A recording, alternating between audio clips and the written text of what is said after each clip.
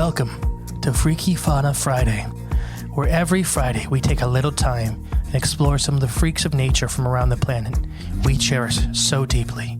So please, jump aboard and let's explore the wilds together.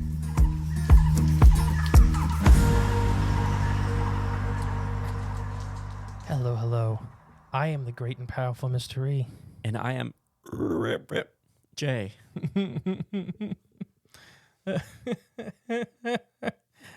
Together we're going to bring you some Freaky Fauna Friday fantasticness. I love Add another it. F in there. I love it. So who are we doing today, Jay? Well, if you didn't get my little hint there in the beginning, we're doing the Goliath Bullfrog. So the Goliath Bullfrog, the largest frog alive today. It loves a few fast-flowing rainforest streams in Equatorial Guinea and Cameroon is where this truly enormous animal lives. Oh, that sounds wonderful. It's larger than most domestic cats.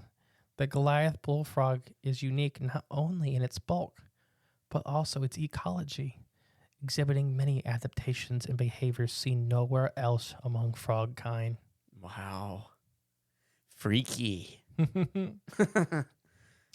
But yeah, so these guys love actual fast-flowing water within dense rainforest, where they're from, which is kind of... Bullfrog is kind of like a misnomer. They're not true bullfrogs, isn't the same as in like the U.S. bullfrogs or the African bullfrogs. What makes something a bullfrog? Really, it's this. I think it's more like that nomenclature, like the size of a frog. Okay. Like it's a bull, it's this big, bold frog. Yeah. These guys can live up to 15 years in the wild. Oh, wow. That's an old frog. But they can exceed easily over 20 in captivity. These guys do great in captivity. We should get one for the studio. That'd be interesting. I don't know if you can own them. I don't know if they're red listed or nothing. Okay. I know they are endangered, I believe. Yeah, they are. I have it listed somewhere. They are endangered, so you definitely can't have one in Ohio. We can get a large frog, though. Okay. I want a Pac-Man for another show. Yeah. Well, I mean, still. So these guys can be up to 12 inches from nose to where their tail would be. 12 and a half. Yes. I guess I have it as 12, but I guess if you want to do whatever your Wikipedia site said. Yeah, the Google Sphere said 12.5. But can be up to 7 pounds. It's ridiculous. So that's a newborn baby. Yeah. No, it was a pound lighter than mine. Right, yeah. I mean, on the average. Yeah. But yeah, these guys are green and brown. They really do look kind of similar to like a bullfrog. Anybody here in the U.S. has seen a bullfrog? That kind of classic shape and color scheme with a white belly and, the green or brown back. And they go... These guys have quite an interesting diet. Ooh.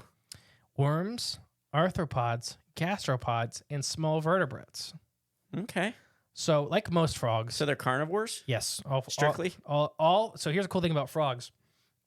Pretty much all adult frogs are carnivores, and all juvenile frogs are herbivores. All tadpoles are herbivores. There's one exception to that rule. What's that? There's one frog that has a carnivorous tadpole. Oh, wow. But he's probably stays a carnivore as adult Yes. frog. Okay. So main predators are snakes, crocodilians, monitor lizards, and humans. Humans? Mm-hmm. Humans? Mm-hmm. Small humans, right? No, main predators. Main predators. Sorry. Okay. I'm like, what are you talking about? Yeah, humans eat frogs all the time. Okay, never mind. So they are banned in Indiana.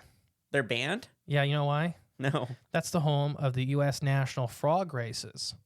So you homebreed. I'm not joking.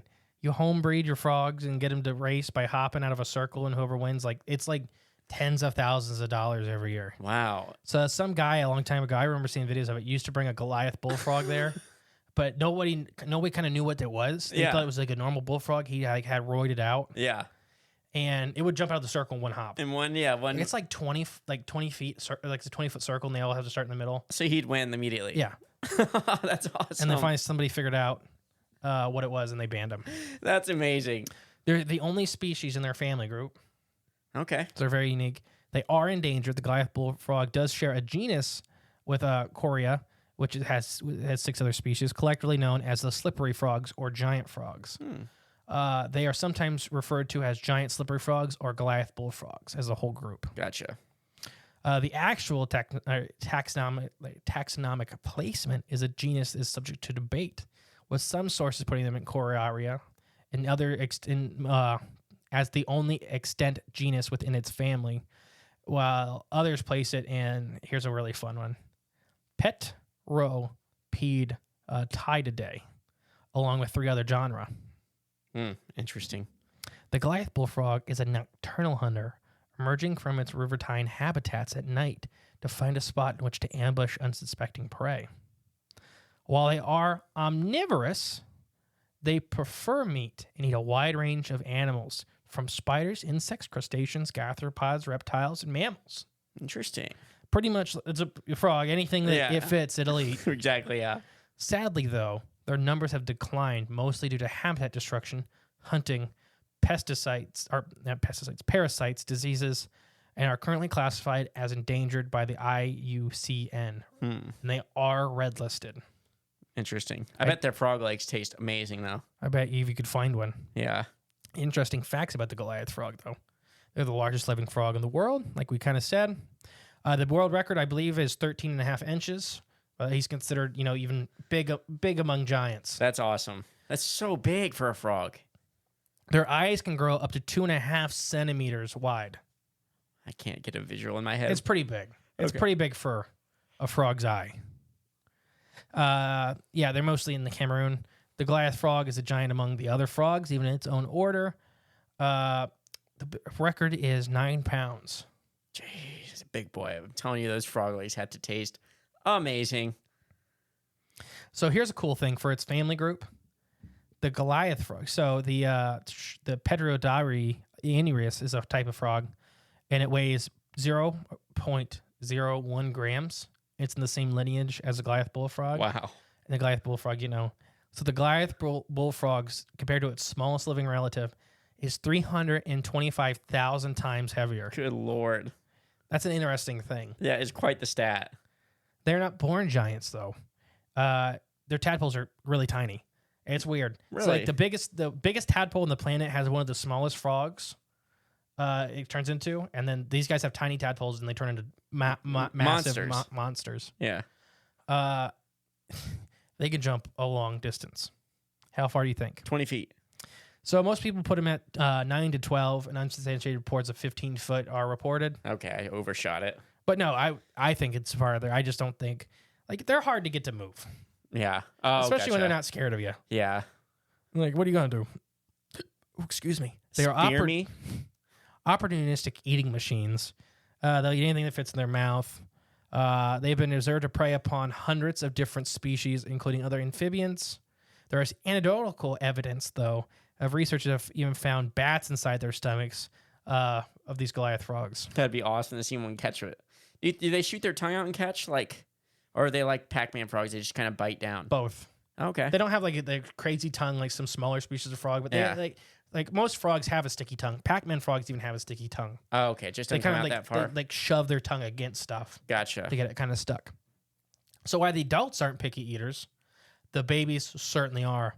The tadpoles of the Goliath frogs begin their life eating nothing but decaying leaves from just one species of plant on Earth. Oh, wow. And they only grow along the banks of fast-flowing, clean rainforest rivers. I guess that would be tough to raise them in captivity. Very, very tight criteria. Yeah. The Goliath frog diversifies their plate as they grow.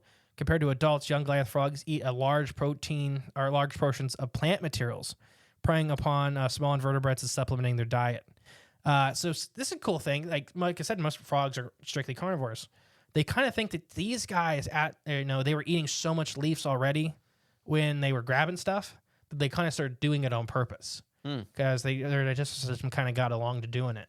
It's like, okay, this works too. This is easier. There's something we're studying right now with bonnet head sharks, which are the small cousins of hammerheads, where they look like they may be one of the first herbivorous sharks ever, as far as we know. No, not herbivorous, omnivorous, but eating plant matter. Sorry. Okay. Pescatarian. Yeah. Some bonnet heads have found that their 40% of their diet consists of seagrass. But there's a lot of conjecture saying that it's because, like we said with the Pac-Man frog, they're kind of like grabbing a crab and getting a mouthful of seagrass. Yeah, it just so happens. Yeah. So that's arguing, but some people think they're doing it on purpose. We need them in Indian Lake. I mean, yeah, sure. Goliath frogs have a highly efficient feeding strategy. These guys are really high up for ambush predators. Basically, they often do not miss if they actually target an animal. Like they're really good at judging whether they can get it or not. Okay. Unlike some other frogs, and like frogs can be really goofy predators, these guys aren't. They have a novel breeding strategy. Usually among frogs, or unusually among frogs, Goliath frogs construct a large nest in which they lay their eggs, sometimes thousands at a time. The nest is dug out from the bank of the fast-flowing river and provides the tadpoles with protection for both the current and many potential predators. These guys build a nest. That's pretty cool. It's really weird for frogs. It's super weird for frogs. These guys are surprisingly athletic. And when you kind of look at them, they look like big fat things. Yeah. No, that's rippling muscle. See, their frog legs have just got to be juicy and They're probably tough. tender. Yeah. These guys are been witnessed to swim against some of the craziest swift currents in these river systems and hug in like what we would call a riffle here in the U.S. Like they'll like sit on the bottom and crawl up a riffle, which is like a small rapid for anybody at home. I love riffles. Their unusual breeding behavior may explain their gigantism. Female Goliath frogs judge the fitness of a potential mate by the quality and size of their nest. Males also fiercely guard their nest from competitors and predators who might try to take credit for their hard work or eat their offspring. So this is saying like sexual selection has bred them bigger and bigger and bigger because the bigger and bigger the nest and the bigger the male, the more babies he can protect and the more babies he can house. Right. And then the more likely the female is going to be like, I want that dude. Goliath frogs are all bite and no bark. A vast majority of frog species in the world are basically advertised for their fitness to potential mates by using sound. These guys are quite quiet for big frogs. Shocking. Yeah. Because the bullfrogs here are not quiet at all. So these are suffering the fate of most amphibians on the planet today, though, from parasites and fungal infections. There's Krypton bacteria is like a really big one here in the U.S., killing all of our salamanders and newts. But it's also affecting amphibian populations worldwide. These guys are actually suffering from a different type of thing that attacks their lymphatic system, which is a worm-like parasite. Very, very sad. Poor big froggies. They have, like we've already said, they have ridiculously specific habitat requirements that make them particularly vulnerable to other threats. Basically, these guys, the more specialized you get with like reproduction and stuff like that, the more susceptible you are to, like, when the stream gets muddy, you all die. Yeah. And that's an amphibian thing. Like, they're the ecosystem indicators. When water quality goes down, and you go down. But yeah, that's pretty much the Goliath bullfrog. Interesting. Big old frog. Big old frog. Biggest frog. The biggest frog alive. Yeah, that's amazing. Let's sneak one over here. There probably is. I don't know if there's anybody breeding them here in the U.S. or not. Someone needs to. Someone needs to bring a population back. I've gone to a lot of like reptile houses and amphibian houses and such. And I can't ever recall seeing one. Well, yeah, because they'd have like on a dog collar in a big kennel. Well, I mean, I've seen giant Japanese salamanders that are the size of an eel, or not an eel, a seal. Yeah, but those can't jump. Can they? No. You sure? Yes. Okay. Anything to add? No. The Goliath bullfrog. Other than enjoy your wonderful weekend. Have a weekend. We finally got rain here in Ohio. It's a little cold, but we needed the rain. Oh yeah, we did. The flowers are singing, the crops are blooming, the sky is smiling down at you. So enjoy life, be happy, and remember, stay true to yourself. Bye. Thank you for listening to Freaky Fauna Friday. If you want to help the podcast grow, remember to share and give it a 5-star review.